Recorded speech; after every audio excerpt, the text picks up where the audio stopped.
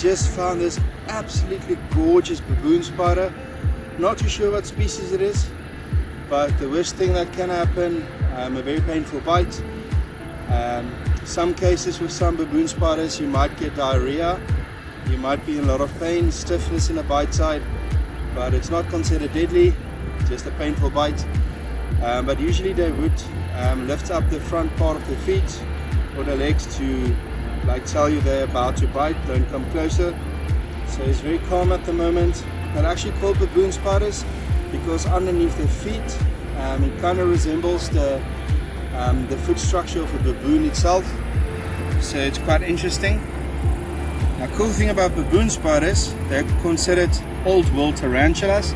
So these guys can't scrub off the hair like tarantulas can. So being a baboon spider, it's a megalomorph.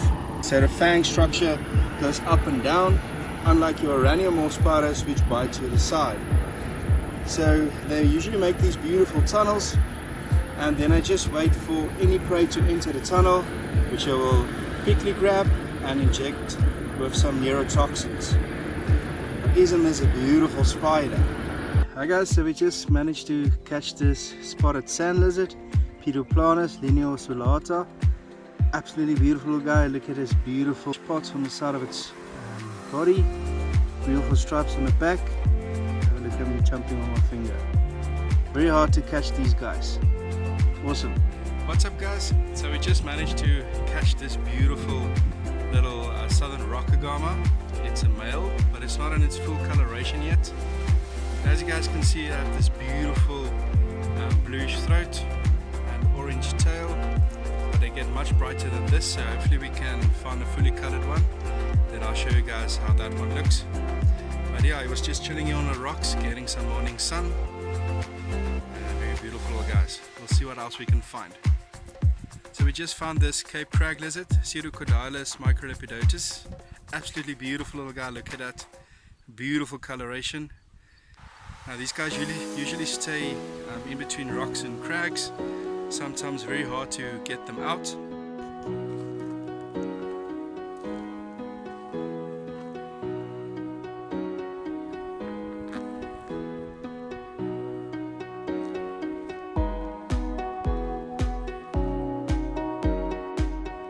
Okay, so Brittany actually found our first snake for today.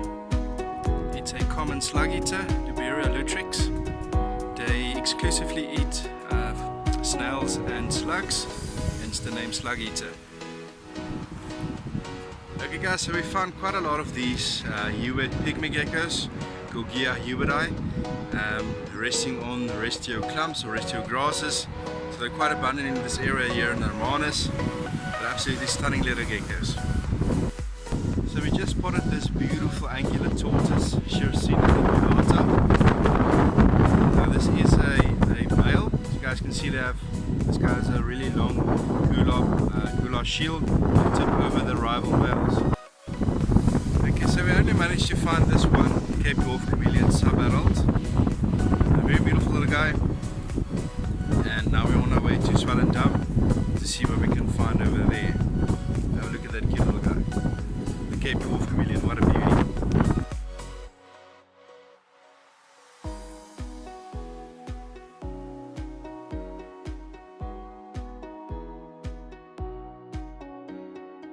Okay, so we just rescued a couple of these grilled lizards. And these guys are omnivorous, so they'll eat plant matter and animal matter.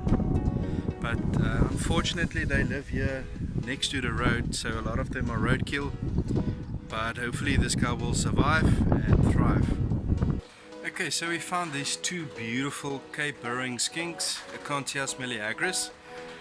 This big one over here is still in shed, and then a smaller one has this beautiful coloration. So these guys are fossorial, so they stay mostly under the ground or under rocks and logs, and then they hunt small insects and other invertebrates.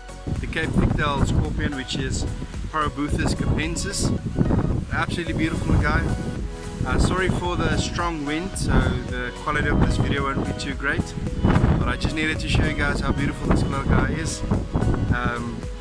One of the most dangerous scorpions in South Africa, but with all scorpions, if handled with care, they will rarely sting. As you guys can see, he's pretty chilled, but I'm just gonna let him go now under his rock again. Okay, so we just found this little beautiful Musk Shrew, or some shrew species.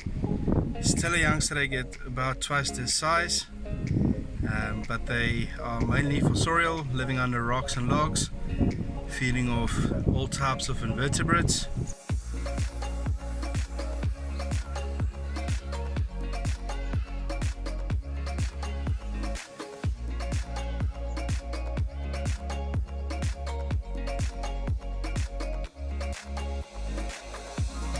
What's up guys? So today we're here in George, seeing if we can find a couple of nicer dwarf chameleons.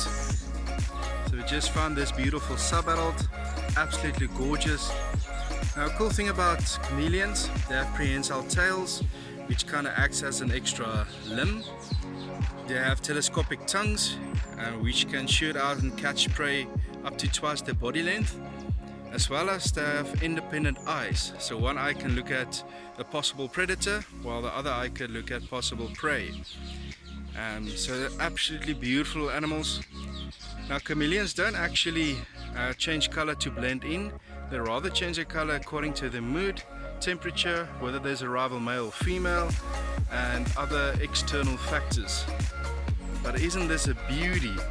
The nicer dwarf chameleon. Okay, so Brittany just flipped a lock and found this beautiful plain or black rain frog, Breviceps fuscus. Absolutely gorgeous little guy. Look at this chunky little monkey. Now he puffs him up like this, he fills it with air so that it's a bit harder for predators to swallow, for instance snakes. And then as soon as the snakes kind of lose interest and leave them alone, they'll lose that air and quickly escape with their lives. Okay, so we just flipped this amazing little snake. This is a common brown water snake, Lycodonamorphus rufulus. Absolutely beautiful little guy. Now these guys like pretty damp areas where there's a lot of water, lots of frogs and geckos to feed upon. They often take tadpoles, fish and smaller rodents. Now as you guys can see, they have this very beautiful pinkish belly, or salmon pink. I'm absolutely very excited about this guy. This is a very first for me. So I'm over the moon with this little guy. The brown water snake. What a gorgeous little snake. Okay, so we just found this little angular tortoise as well. Not the most beautiful of colors, but still quite an awesome find. Absolutely love tortoises.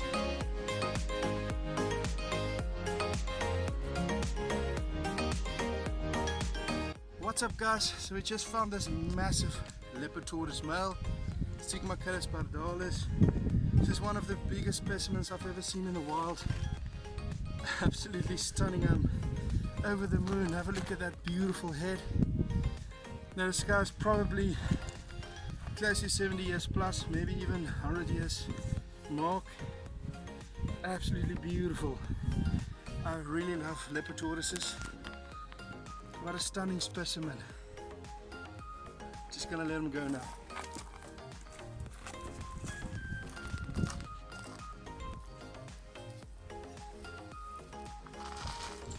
What a find. So I'm super excited at the moment. We just flipped this beautiful baboon spider. It's the golden blue-legged baboon spider, Herping pool stripes. Absolutely stunning little guy. It's this beautiful orange coloration with its bluish legs. Okay, so we just managed to catch this beautiful crag lizard, Pseudocodylus, Microlipidotis fasciatus. Absolutely beautiful guy. It's beautiful orange. They kind of live here on the cliffs between crags, looking for all sorts of little insects, smaller lizards, and will often take some plant matter as well.